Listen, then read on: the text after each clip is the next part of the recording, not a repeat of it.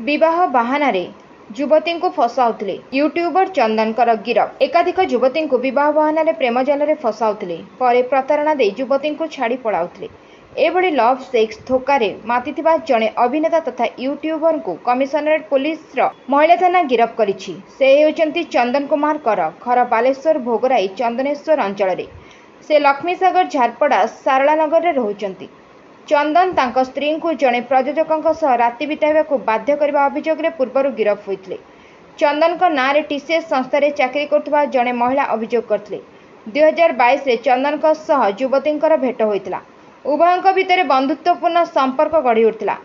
चंदन जड़े स्क्रिप्ट लेखक होइतिबारु एही प्रोजेक्ट रे काम करने को युवती को प्रस्ताव देते। या भितर युवती को विवाह पाई मध्य प्रस्ताव देते। ए प्रस्ताव को युवती जनक मना करदेले। चंदन तांको परिवार सदस्यों को विवाह प्रस्ताव देले।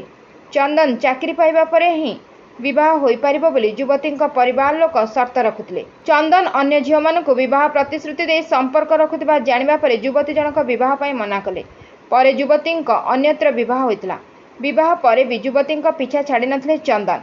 तांको सह फोटो एवं सोशल मीडिया रे भाइराल करने को धमक देउथिले। 2023 जुलाई मासरे चंदन संपृक्त युवती को तांको कर्मस्थल में आक्रमण करथिले। अभियोग क्रमे पुलिस चंदन को गिरफ्त करी कोर्ट चालान करिछि।